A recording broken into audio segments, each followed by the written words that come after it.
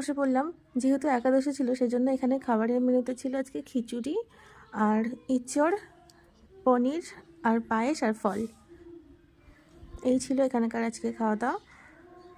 খেয়ে দিয়ে এসে একটু রেস্ট নিয়ে একটা জায়গায় বসেছিলাম, তারপর আবার ঘোরাঘুরি। তো ক্লান্ত হয়ে এখানে চলে এসেছি শরবত খেতে সবাই মিলে।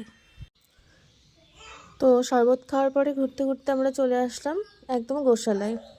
এখানে এসে গরুগুলো দেখুন দাঁড়িয়ে আদর খাচ্ছে, কি সুন্দর চুপচাপ শান্ত হয়ে দাঁড়িয়ে মুখ বাড়িয়ে দিচ্ছে আদর খাওয়ার জন্য।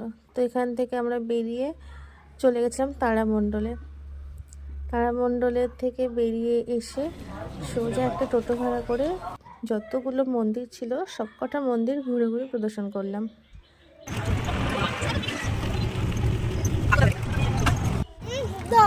লাস্ট মন্দিরটা ছিল রাধাকুণ্ড।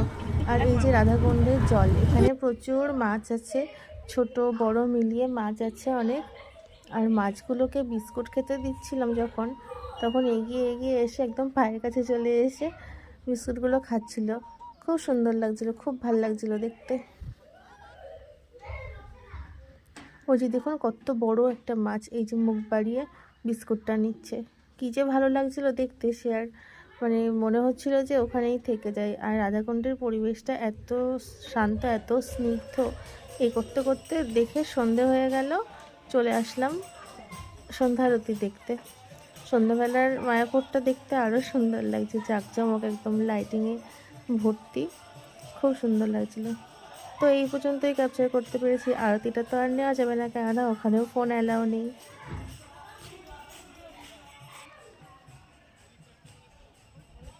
তো আমরা সন্ধ্যা আরতি দেখে চলে এসেছি। এখন কিছু খাওয়া দাওয়া করে সবাই মিলে আবার উঠে পড়লাম ট্রলারে, এখন বাড়ির উদ্দেশ্যে। বাড়ির পথে এখন রওনা হচ্ছি। দেখুন রাতের বেলাতেও মা গঙ্গাকে অপরূপ সুন্দর লাগছে দেখতে। তো টাটা মায়াপুর, আবারও আসবো মায়াপুরে। মায়াপুরে বারবার আসতে ইচ্ছা করে।